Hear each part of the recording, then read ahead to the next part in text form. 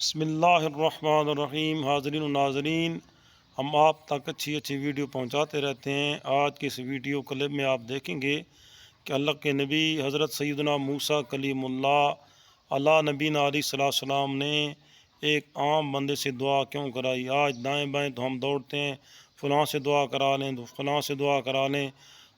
देखेंगे इस video clip में कि किससे दुआ करानी चाहिए कि अल्लाह पाक उस दुआ को कबूल फरमाता है। इंशाअल्लाह बड़ा मज़ा आएगा। वीडियो को आखिर तक ज़रूर कीजिए, देखिएगा और वीडियो लाइक शेयर सब्सक्राइब करना भी ना भूलिएगा। अल्लाह ताला हम सब का हामी हो, नासिर हो। आप खुशनसीब हो, आपके साथ वालिदैन हैं। अरे माँ बाप हाथ उठाएं, तूफान टल जाते हैं, बलाएं टल जाती हैं, बड़े बड़े पहाड़ रास्ते से हट जाते हैं।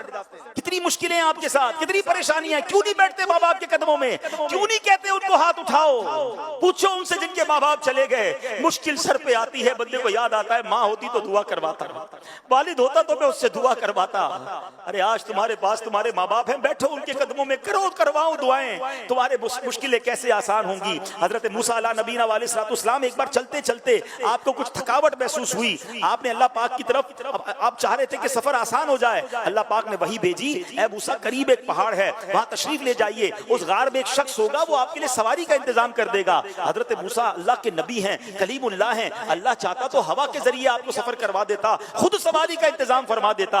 आपको एक बंदे के पास क्यों भेजा? आप गार में जाते हैं, उस शख्स के पास जाकर जैसे ही गए तो उस शख्स ने अभी आपको पहचानता भी नहीं था। आपने फरमाया मुझे सवारी चाहिए। उस शख्स ने फौरन बादल को हुक्म दिया, है बादल नीचे आओ। बादल नीचे आया और आपने फरमाया उस बादल को शख्स ने हुक्म दिया कि इनको इनकी मंजिल तक पहुंचा दो। सुभान अल्लाह। हजरत मूसा उस बादल पर सवार हुए और हजरत मूसा हैरान हुए और जनाब वो सफर कंप्लीट हो गया। आपने अल्लाह की बारगाह में अर्ज की, मौला ये बंदा कौन है जिसकी दुआ से बादल नीचे आया, बादल ने मुझे मंजिल तक पहुंचा दिया। सुनिए, अल्लाह की बारगाह से इरशाद हुआ, ए मूसा ये अपनी माँ का फरमाबरदार है, इसने अपनी माँ की बड़ी खिदमत की है। जब आखिरी वक्त आया ना तो इसकी माँ ने इसको दुआ दी थी, बेटा मैं तुमसे राजी हूँ, अल्लाह पाक भी तुमसे राजी हो।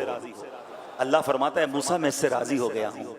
अल्लाह ने फरमाया मूसा मैं इससे राजी हूँ। अब अगर ये बंदा दुआ करे कि या अल्लाह सुर्ख पहाड़ को सिया कर दे या सिया को सुर्ख बना दे, ऐ मूसा मैं अब इसकी ये दुआ भी कबूल कर लूंगा। माँ राजी थी ना, रब भी राजी हो गया, और जब रब राजी हो गया फिर तुम्हारे काम सीधे हो जाने हैं।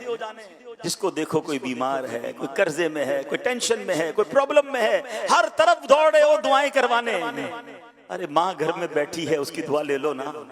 वालिद घर में है, जाओ ना उसके पास, पैर दबाइए उनकी खिदमत कीजिए, माफी पहले तो मांगिए उनसे। कितनी बुलंद आवाज में बातें की हैं, कितना झाड़ा है अपने माँ बाप को, कितना बुरा भला कहते हो। दोस्तों के लिए टाइम है, वालिद के लिए टाइम नहीं है। खुदा की कसम सवाब का अंबार है तुम्हारे घर में। हदीस पाक के अल्फाज हैं, जो बेटा जो औलाद अपने माँ बाप को मोहब्बत की निगाह से देखे, हदीस पाक का मजमून है, नबी पाक फरमाते हैं जो औलाद अपने माँ बाप को मोहब्बत की निगाह से देखे अल्लाह मकबूल हज का सवाब अता फरमाता है। अल्लाह अकबर। सहाबी रसूल ने पूछा व इन नज़रा कुल्ल यौमिन मिअत मर्रतिन, या रसूल अल्लाह कोई 100 बार दिन में देख ले। अरे माँ बाप तो घर में है ना, जितनी बार चाहे देखें। अल्लाह अकबर। नबी पाक ने क्या फरमाया, अल्लाह अकबर व अतयब, अल्लाह बहुत बड़ा और पाक है, यानी कोई 100 बार देखे अल्लाह 100 हज का सवाब अता फरमाता।